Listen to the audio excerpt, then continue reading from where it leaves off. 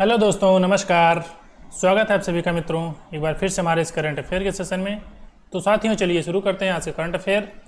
तो पहला क्वेश्चन है, हाल ही में अंतर्राष्ट्रीय मैचों में 600 छक्के लगाने वाले विश्व के पहले क्रिकेटर कौन बन गए हैं?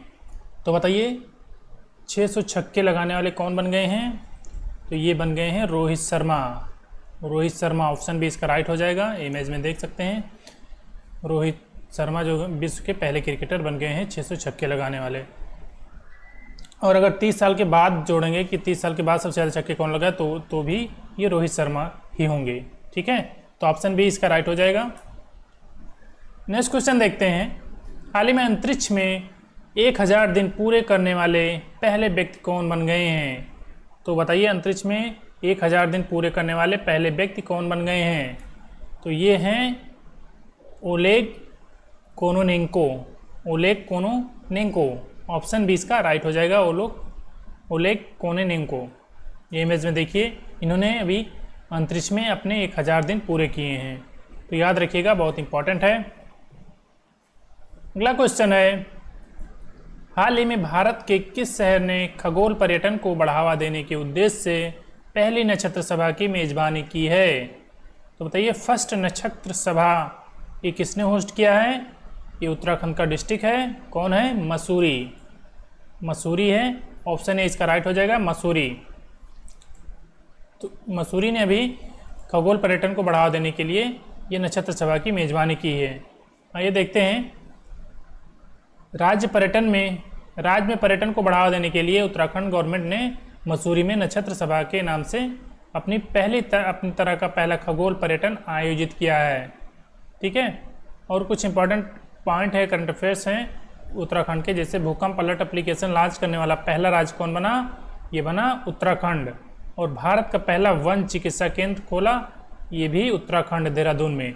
उत्तराखंड के देवस्थल में देश का पहला लिक्विड मिरर टेलीस्कोप स्थापित किया गया। कहाँ पर? उत्तराखंड के देवस्थल में।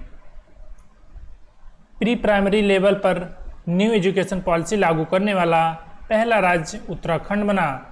इसने जो है 2025 तक ड्रग मुक्त करने के लिए मिशन ड्रग फ्री देवभूमि अभियान शुरू किया। किसने? उत्तराखंड ने। देश की पहली हरित ऊर्जा आधारित सौर पैनल फैक्ट्री ये भी उत्तराखंड के रुद्रपुर में बनेगी। ठीक है, आगे देखते हैं, भारत का पहला इलेक्ट्रिक तीर्थ यात्रा एलियारा उत्तराखंड में बनाया जा रहा है। तीर्थ यात्रा गलियारा होगा। तीर्थ यात्रा गलियारा उत्तराखंड में बनाया जा रहा है। रेशम उत्पादकों के लिए बीमा योजना शुरू करने वाला भारत का पहला राज्य उत्तराखंड बना। और माड़ा गांव देश का पहला गांव बना, जो आखिरी गांव था, माड़ा गांव। ठीक है, देश का आखिरी गांव। और मुख्यमंत्री कौशल उन्नयन और वैश्विक रोजगार योजना इसने उत्तराखंड ने स्टार्ट की। और स्मार्ट स्कूल स्मार्ट ब्लॉक कार्यक्रम उत्तराखंड के चंपावत जिले में शुरू हुआ, चंपावत जिले में। और उत्तराखंड के तुंगनाथ मंदिर को राष्ट्रीय स्मारक घोषित किया गया। उत्तराखंड के तुंगनाथ मंदिर को याद रखिएगा, तुंगनाथ मंदिर। और मुख्यमंत्री सशक्त बहना उत्सव योजना ये उत्तराखंड के द्वारा चलाया गया। और फोटो कार्टोग्राफी संग्रहालय का उद्घाटन ये मसूरी में किया गया। देश का पहले पॉलीथीन कचरा बैंक शुरू किया गया। कहाँ पर? उत्तराखंड में। और संबिता कंसवाल ये पर्वतारोही हैं, ये तेंजिंग नार्गे पुरस्कार 2022 इन्हें मिला था। और उत्तराखंड हाई कोर्ट की पहली महिला चीफ जस्टिस कौन है? ऋतु भंडारी। और उत्तराखंड के सीएम कौन है? ये पुष्कर सिंह धामी। कौन है? पुष्कर सिंह धामी। और गवर्नर कौन है साथियों? गवर्नर है गुरमीत सिंह। कौन है? गुरमीत सिंह। गुरमीत सिंह गवर्नर हैं। नेक्स्ट देखिएगा, हाल ही में पहली बार मैंग्रोव के वैश्विक मूल्यांकन के तहत रेड लिस्ट किसने जारी की है? तो देखिए, रेड लिस्ट रिलीज किया गया है किसके द्वारा? Under the global assessment of mangroves of the first time. पहली बार रेड लिस्ट जारी किया गया है मैंग्रोव के बारे में। मैंग्रोव जो जंगल होते हैं, वन होते हैं, दलदलीय क्षेत्र, वो किसने जारी किया है? तो IUCN ये जो रेड लिस्ट जारी करता है, डेंजर, वल्नरेबल और जो नियर थ्रेटनेड, ये सब जो लिस्ट हैं ये IUCN जारी करता है। तो इसने अभी एक मैंग्रोव पर ग्लोबल असेसमेंट किया है और इसने लिस्ट निकाली है मैंग्रोव के बारे में, कहाँ कितना खतरा है, कहाँ पर लिस्ट है, इंडेंजर्ड है। तो इनके बारे में आइए देखते हैं। IUCN देखिए रिपोर्ट जारी की जिसमें चेतावनी दी गई है कि विश्व के आधे से अधिक मैंग्रोव जो का इकोसिस्टम है उसके समझ पतन का खतरा बना हुआ है। और IUCN द्वारा जो है मैंग्रोव का पहला व्यापक वैश्विक मूल्यांकन यानी ग्लोबल असेसमेंट है। और इसके विपरीत जो कि बंगाल की खाड़ी जो हमारे देश और बांग्लादेश ये दोनों में आता है, बंगाल की खाड़ी और इसके और पश्चिमी तट जो पाकिस्तान से साझा करता है हमारे देश की, इसमें जो है मैंग्रोव का इकोसिस्टम जो है वो लीस्ट कंसर्न है यानी कम चिंतनीय है, बहुत ज़्यादा चिंतनीय नहीं है। इसके रूप में ये लिस्ट में ये इसमें कम चिंतनीय रखा गया यानी लिस्ट कंसर्न में रखा गया हमारा बे ऑफ बंगाल में जो मैंग्रोव हैं और जो अरेबियन सी के यानी जो पाकिस्तान से अपना सीमा साझा करता है इधर जो है गुजरात वगैरह में, तो यहाँ पर लिस्ट कंसर्न में है। और दक्षिण भारत में जो मैंग्रोव का इकोसिस्टम है, मैंग्रोव इकोसिस्टम जो कि श्रीलंका और मालदीव के साथ साझा करता है अपना क्षेत्र, एक गंभीर रूप से संकटाग्रस्त है यानी क्रिटिकल इंडेंजर्ड है, क्रिटिकल इंडेंजर्ड की श्रेणी में रखा गया है IUCN के द्वारा। और जो वर्ल्ड का 50% से अधिक मैंग्रोव का इकोसिस्टम है, इस लगभग इसमें खतरा उत्पन्न हुआ है। जो 50% टोटल वर्ल्ड का 50% मैंग्रोव है, इसमें खतरा उत्पन्न हुआ है। क्या खतरा है उसमें? जलवायु परिवर्तन एक सबसे बड़ा खतरा है इसमें। और एक अध्ययन में ये बताया गया है कि वैश्विक स्तर पर जलवायु परिवर्तन मैंग्रोव पारिस्थितिक तंत्र के लिए सबसे बड़ा खतरा है, जो लगभग 33% मैंग्रोव को प्रभावित करता है। यानी क्लाइमेट चेंज एक सबसे बड़ा कारण है मैंग्रोव का नष्ट होने के लिए, क्लाइमेट चेंज। इसमें 33% क्षेत्र आता है मैंग्रोव का, जो कि क्लाइमेट चेंज से ये प्रभावित होता है।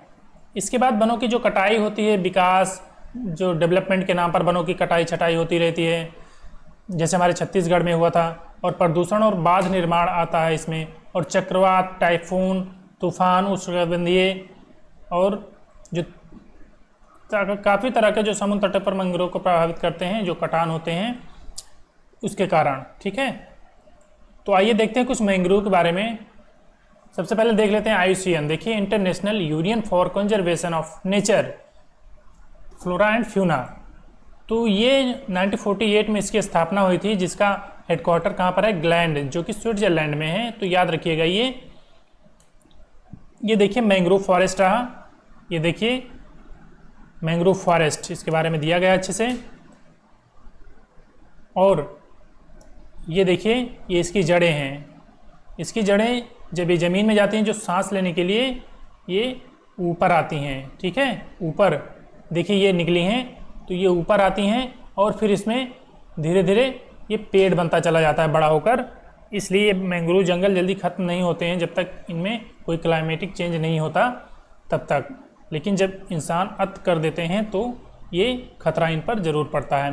ये देखिए जो IUCN ने अपना वर्ल्ड असेसमेंट रिपोर्ट जारी किया है, लिस्ट जारी किया है, उसमें इन्होंने बताया है कि देखिए क्रिटिकल जो रेड कलर के हैं वो क्रिटिकल इंडेंजर्ड हैं। ये देखिए इधर जो श्रीलंका और मालदीव का क्षेत्र है, ये देखिए यहाँ पर रेड कलर का है ना, तो ये क्रिटिकल इंडेंजर्ड है। और इधर गल्फ ऑफ मैक्सिको की साइड में देखिए यहाँ पर, तो यहाँ पर भी क्रिटिकल इंडेंजर्ड है। और जो इंडेंजर्ड में हैं वो देखिए ये हैं, ये इधर ऑस्ट्रेलिया के ऊपर ये हैं, और इधर रेड सी में हैं ये, और इधर ये इस साइड में हैं कंबोडिया लाओस की तरफ यहाँ पर। और जो वल्नरेबल हैं ये जो देखिए जो येलो कलर के हैं, ये रहा ये कैरेबियन सी में जो सेंट्रल अमेरिका बोलते हैं, और इधर फिलीपींस इंडोनेशिया के आसपास के क्षेत्रों में ये हैं।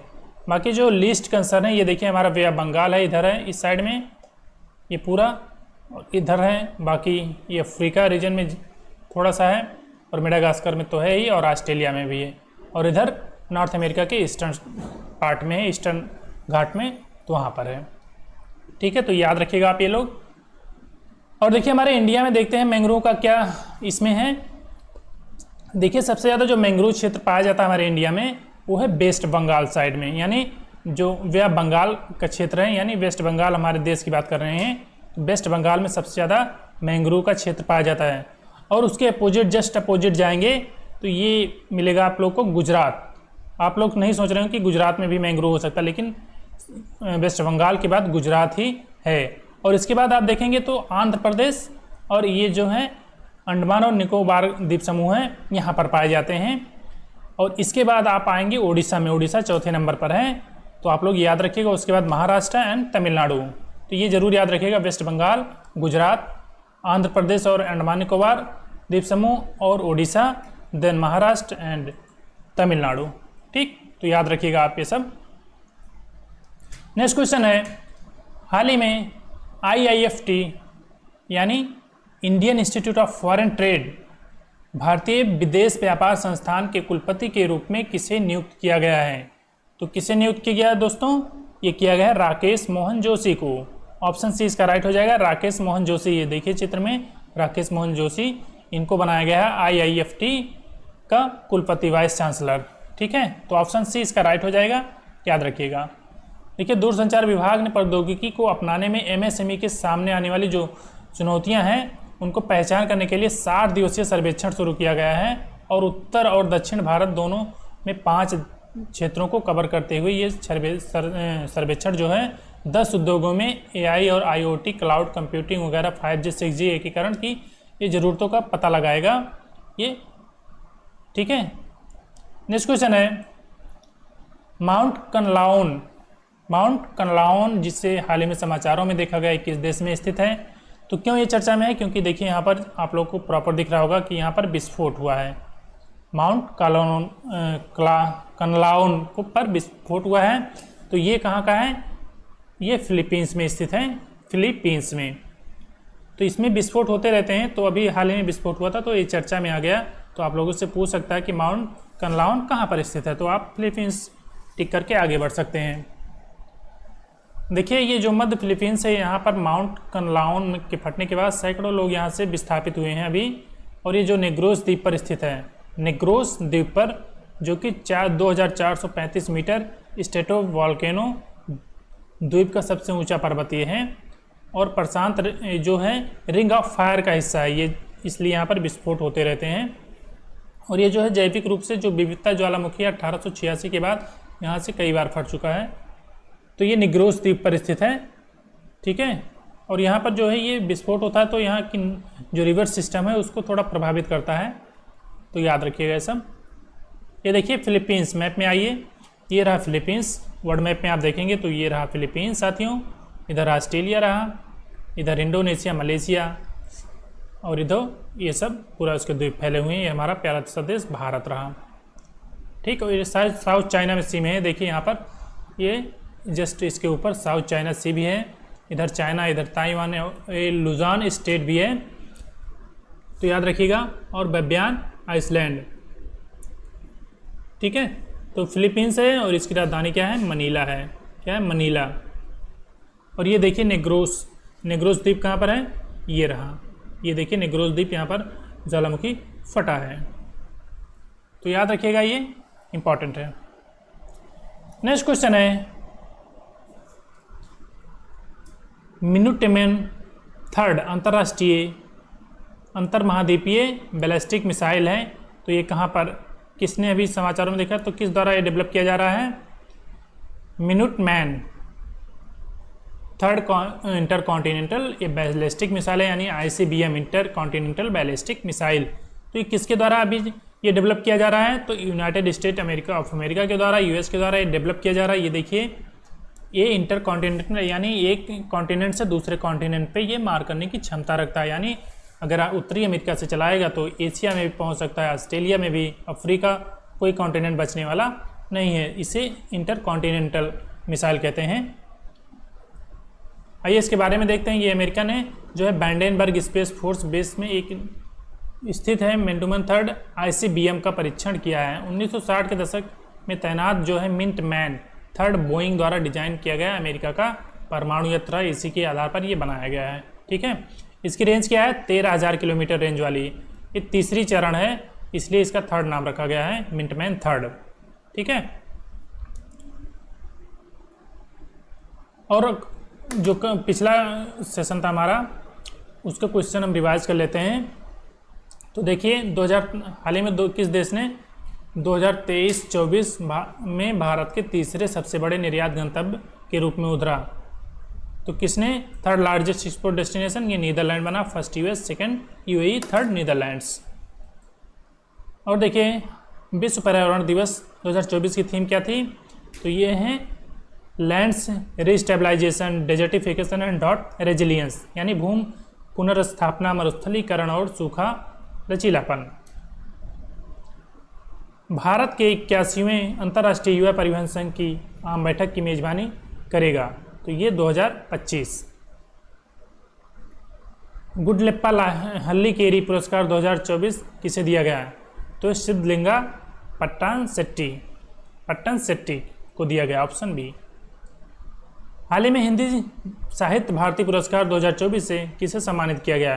तो आईपीएस ऑफिसर हैं कृष्ण प्रकाश, इनको सम्मानित किया गया। हाल ही में खबरों में देखा गया टी कोरोना बोरेलिस क्या है? तो ये एक तरह का स्टार है। हाल ही में प्रवाह सॉफ्टवेयर लॉन्च किया, तो किसने लॉन्च किया? इसरो ने लॉन्च किया।